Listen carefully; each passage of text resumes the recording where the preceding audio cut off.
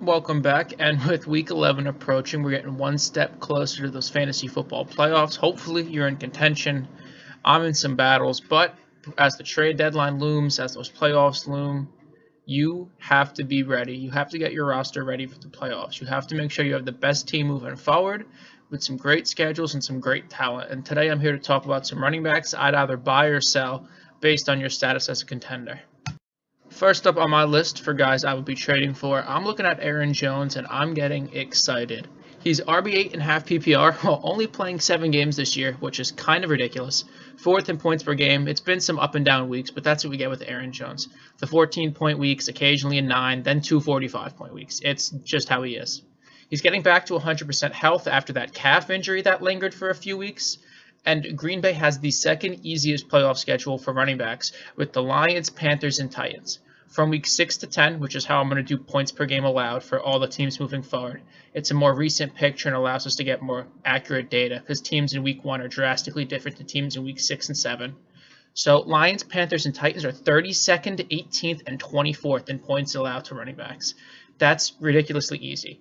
Now with the news that Davante Adams is banged up and just missed practice today due to an ankle injury, Aaron Jones has to be a guy that's on your radar.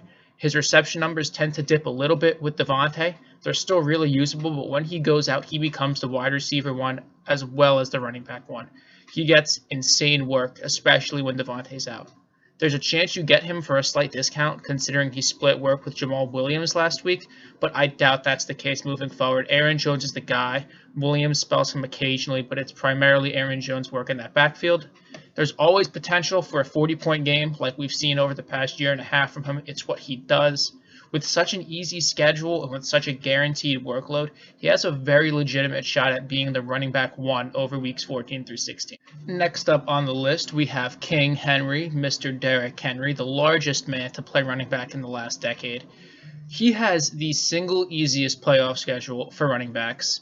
So far in the season, running back 3 half PPR, absolute stud. We already know this. Schedule is looking like Jacksonville, the Lions, and Packers. In terms of points per game allowed, these teams are 26th, 32nd, and 29th. They all stink, especially against the run, and it's time for Derrick Henry to eat. His gimmick, for whatever reason, is always take the first 9, 8 games of the season strangely easy. It doesn't seem like he really hits full form until week 10 or 11 when every other team is exhausted and tired of playing football and they don't want to tackle this absolute man fucking beast dude coming down the line at them. The slate of games is here for him to dominate. There's no passing work, but you know that with Derrick Henry. If you ever get him, you know you're not getting a single reception each week. The only issue with him is that moving forward, before the playoffs, he has a pretty tough schedule with Baltimore, Indy, and Cleveland. So, like the other guys I'm going to tell you to buy, only aim for him if you're really rooted into the playoffs. You're almost guaranteed a spot. You don't want to be right on the cusp and then trade away a high-level guy for Derrick Henry, thinking you'll make the playoffs and having him lay eggs the weeks you need him to perform.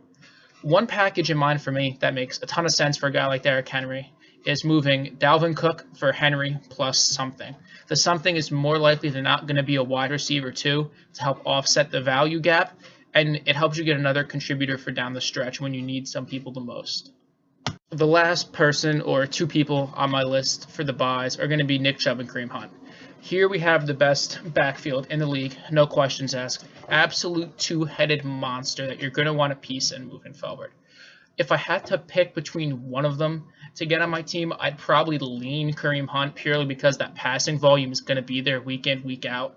But it's really close. You're going to be happy if you can end up with either of these guys.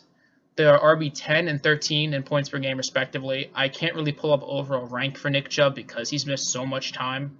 They have the 6th easiest running back playoff schedule with the Ravens, Giants, and Jets, who rank 20th, 27th, and 15th for points per game allowed to running backs, respectively. I know seeing the Ravens so low is concerning, but that's just how they've performed these last few weeks. Still a good defense, but if guys like Brandon Williams and Calais Campbell are still out, this defense is very vulnerable on the ground. We saw that with what Damian Harris just did with the Patriots. But, yeah, easy matchups. Giants the easiest. Jets somehow the hardest, but they stink. Don't worry.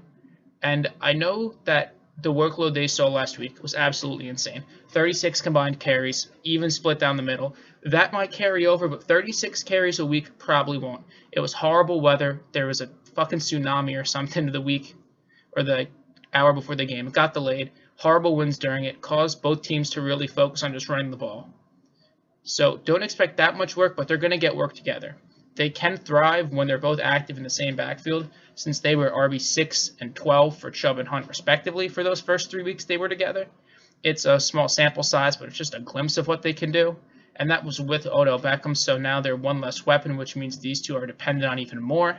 This week they were RB9 and 13, so they can still operate as that mid to low RB1, high-end RB2 on a week-to-week basis. I'd maybe be looking to move a guy like James Conner plus for one. Still a big name, still holds value. Has had 2 down weeks and has a nice schedule moving forward. But I'm not comfortable with Conner. I'd be looking to move people like him in that same realm for one of these two guys.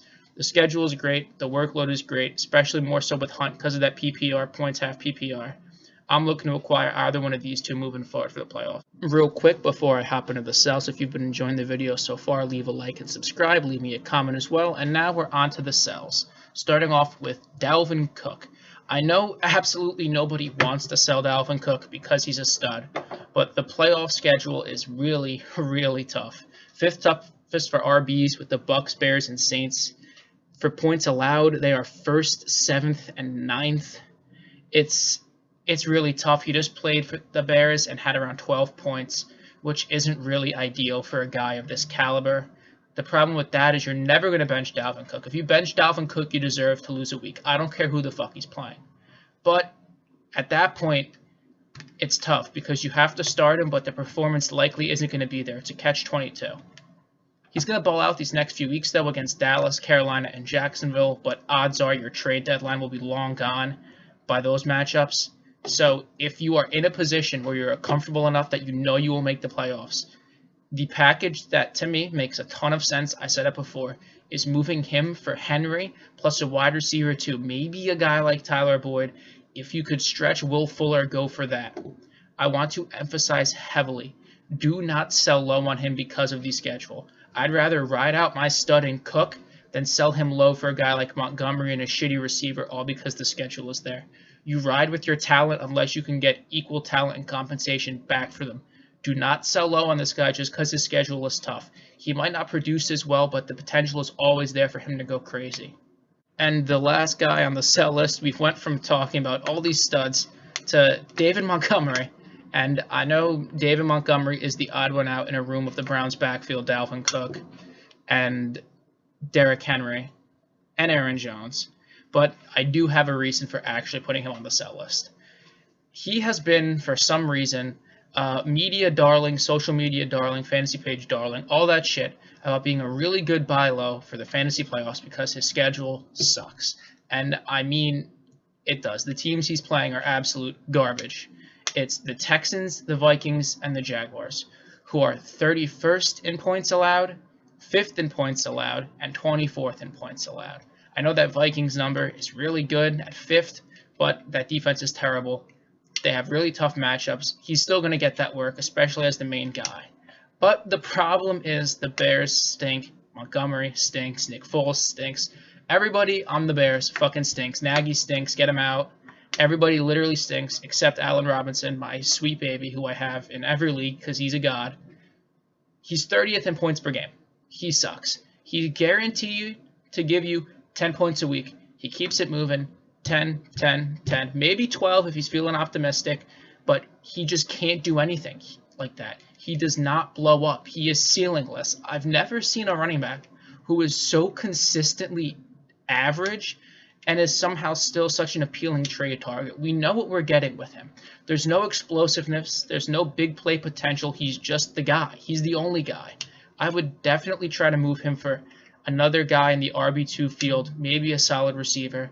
It all depends on how much other contenders are going to value him. And I say contenders because I doubt you're going to trade him to a team that is right in the hunt for the playoffs, considering he's a bye this week. No one that's scratching and clawing to make the playoffs is going to trade any one of their starters for a guy that's on a bye. So I'd either look to sell him now, maybe wait until this week is over, see how the dust settles. If there's any new contenders, guys that have a spot, I'd look to sell him then. But I'm really just trying to fish him out there to contenders. Say, look at the schedule. It's so easy. He's going to go off. But we all know that David Montgomery can never go off if he was the only guy on the football field. So to wrap up real quick, I am looking to buy Aaron Jones, Derrick Henry, and the Browns' two-headed monster. And I'm looking to sell Dalvin Cook and David Montgomery. That's going to be it for today, everybody. If you enjoyed, leave a like, subscribe, and comment. If you didn't, leave a dislike, leave a comment telling me what I can do better. Still subscribe, though. I want you to do that. Everybody, it's getting time for playoff season. This is when it matters. All the work in the regular season means absolutely nothing if you fuck it in the playoffs. Trust me, I know. It's a terrible, terrible feeling to get in the playoffs with my pants caught around my ankles because I might not have done enough work or done enough research, and I'm stuck with good talents or mediocre talents with horrible schedules. Do what you can to gear up for those playoffs. If you're locked in, if you're right on the cusp of being locked in, do what you can, make some of these moves, and ride them to a championship this year. All right, peace out.